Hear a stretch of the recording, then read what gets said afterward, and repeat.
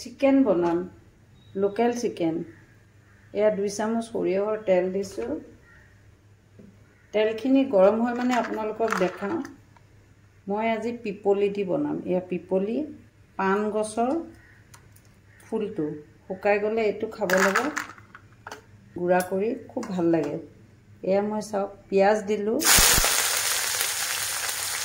এটা স্লাইস কৰি দিছো পিয়াজ খিনি মই বেছি নাভাজো আধা হে ভাজিম পিয়াজ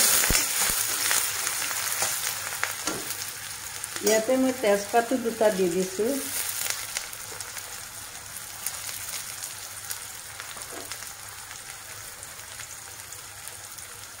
এয়া আদা দিলো অকমান নহৰু দিছো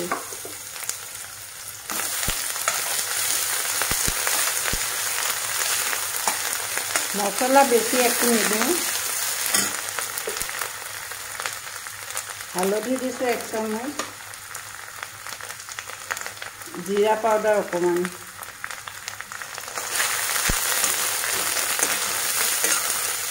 মছলাখিনি তেলত ভাজি লৈছো একেলগে এতিয়া এই মুৰ্গী মাংসখিনি দি দিলো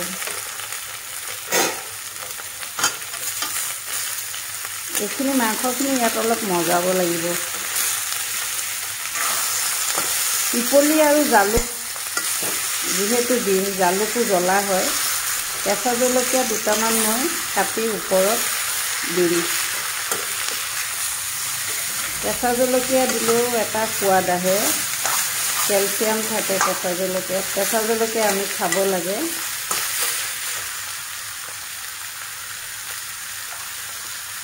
এটো মই ৰক সল্ট দিছো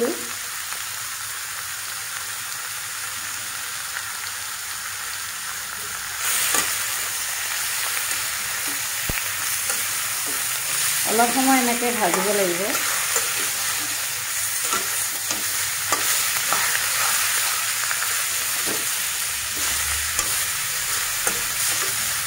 মাংসৰ পানীটো নিজে নিজে শুকাই যাব ইয়াত কম জুইত লাহে লাহে ভাজি থাকক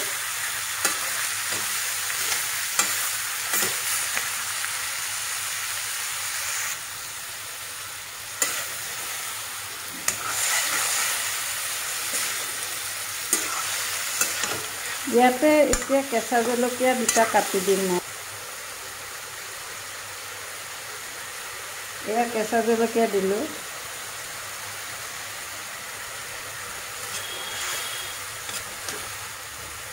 লোকেল মুৰ্গী সিজুতে অকমান সময় লাগে এয়া পিপলি গুড়া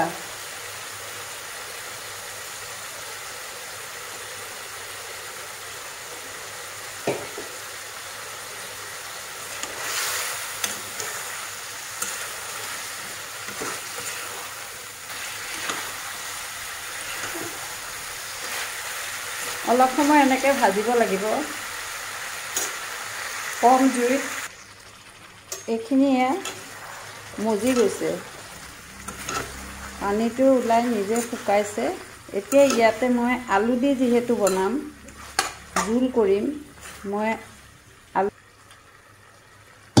দিছো মই জোল বনাম পিপলিৰ জোলটো খাব লাগে জোলটো খালে খুব ভাল শৰীৰৰ কাৰণে ইয়াৰ জোলটো খোৱা সেইকাৰণে জোলটো খাব লাগে মই লাষ্টত ওপৰত আৰু অকমান দিম মই ভাজি পেলাই অকমান ৰষ্ট কৰি মই গুড়া কৰি ৰাখিছো এইখিনি এতিয়া মজিব অলপ আলু দি পুনৰ ভাজি নিয়া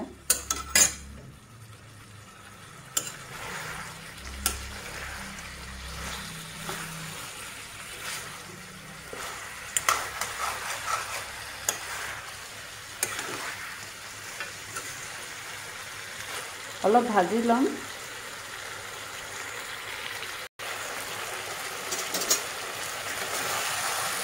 এয়া হৈছে পানী দিবলৈ সিজাৰ জোখৰে পানী দিম এবাৰ লৰাই লৈছো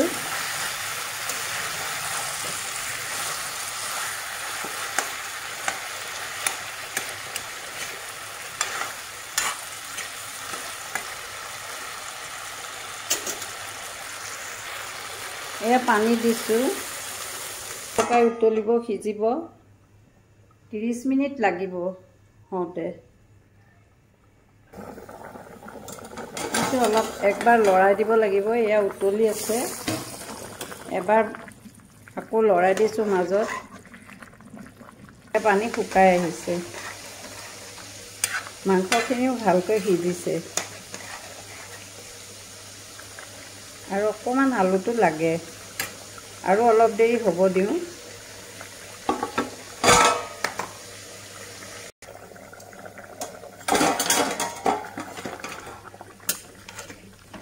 ধুনীয়াকৈ সিজি গৈছে। এয়া মাংস পিচ, ৰান পিচ দেখিলে গম পায় ধুনীয়াকৈ সিজি গৈছে। এতিয়া ইয়াৰ ওপৰত মই এইখিনি জোল লাগিব, জোলহে খাই ভাল লাগে, জালুক, এয়া জালুকৰ গুড়া দিছোঁ আৰু পিপলি গুড়া মই আৰু অলপ দিছোঁ। এনেকৈ দিলে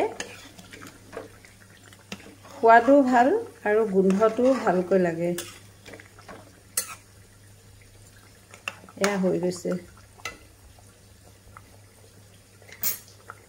জোলখিনি ইমান ধুনীয়া হৈছে, এয়া চাওকচোন, ট্ৰাই কৰিবচোন। ইয়াৰ টেষ্টটো সদায় সুকীয়া হয়, ট্ৰাই কৰিব, বহুত ভাল লাগে খাই।